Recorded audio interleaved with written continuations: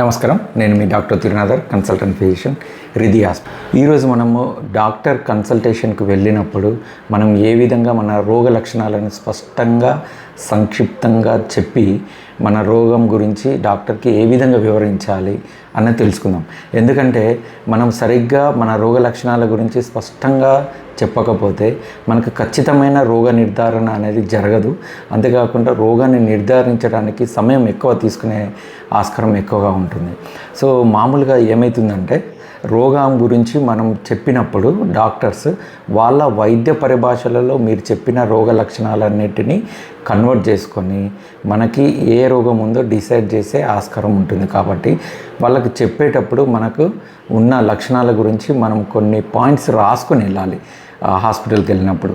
So మనం ఎప్పుడు చెప్పినా కూడా రోగ లక్షణాలని చాలా క్లుప్తంగా, ఖచ్చితంగా, స్పష్టంగా డాక్టర్ గారికి వివరించాల్సిన అవసరం ఎంతైనా ఉంది.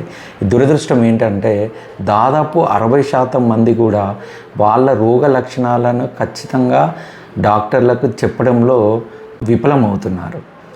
సో ఈరోజు మనము డాక్టర్ గారి దగ్గరికి వెళ్ళినప్పుడు తీసుకోవాల్సిన జాగ్రత్తలు, మనం స్పష్టంగా వాళ్ళకి ఏ విధంగా మన రోగ లక్షణాలను చెప్పాలన్న విషయాన్ని తెలుసుకుందాం. దీనికి ఇంగ్లీష్లో ఒక మంచి న్యూమోనిక్ ఉంది. దాన్ని ఏ విధంగా చెప్తారంటే ఓల్డ్ కార్డ్స్ అని అంటారు. ఒక్కొక్క వర్డ్ని గుర్తుపెట్టుకోవడానికి మీరు ఓల్డ్ కార్డ్స్ అని గుర్తుపెట్టుకోండి. దీన్నే తెలుగులో చెప్పాలంటే ప్రతి స్థలంలో వ్యాపించే పాత్ర సమయ పాలనలో తీవ్రతరం అవుతుంది.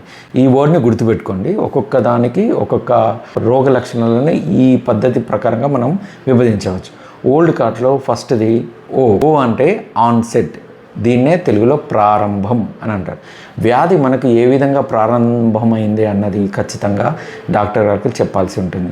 ఒక పేషెంట్ ఏమని చెప్తారంటే మీకు ఎప్పటి నుంచి ఈ నొప్పి ఉంది అని అంటే నాకు నొప్పి ఉంది అని మాత్రమే చెప్పగలుగుతాడు. అది కరెక్ట్ కాదు.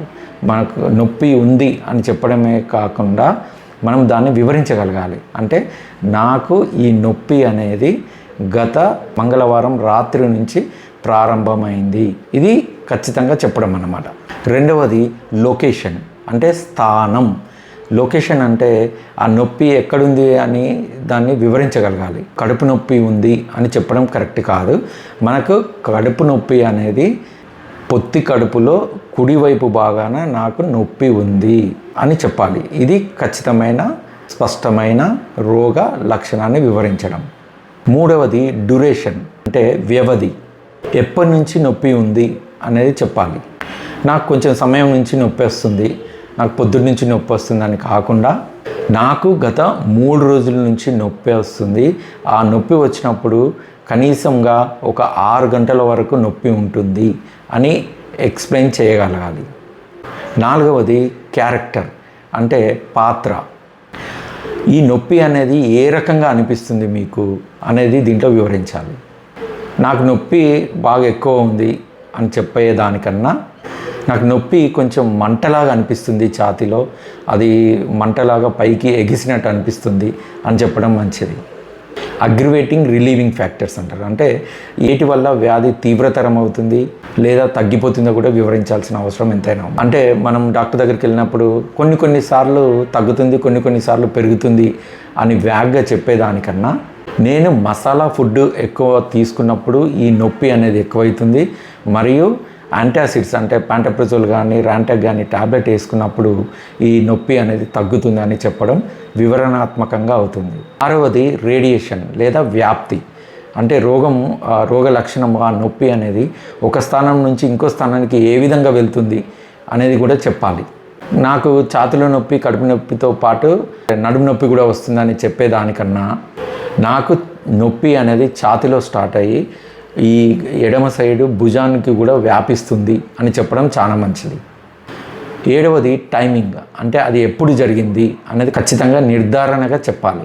అంటే నాకు నొప్పి అప్పుడు వస్తుంది, అప్పుడప్పుడు వస్తుంది, అప్పుడప్పుడు పోతుంది అని చెప్పడం దానికన్నా ప్రతిరోజు ఉదయం నేను లేచి వాకింగ్ చేసినప్పుడు నాకు నొప్పి అనేది వస్తుంది అని ఖచ్చితంగా చెప్పడం మంచిది. ఎనిమిదవది సివియారిటీ అంటే తీవ్రత. ఎంత తీవ్రంగా ఉన్నది అన్నది మనము చాలా ఎక్కువ ఉంది అని చెప్పి వదిలేసేదానికన్నా మనం పెయిన్ రీడింగ్లో చెప్పగలగాలి. అంటే 1 నుంచి 10 అంకెలను తీసుకుంటే 1 తక్కువ పెయిన్ అనుకుంటే 10 అతి ఎక్కువ పెయిన్ అనుకుంటే 7/10 రేంజ్లో పెయిన్ ఉందని కానీ 8/10 రేంజ్లో పెయిన్ ఉంది అని చెప్పడం ఖచ్చితంగా మనం నిర్వచించినట్టు అవుతుంది.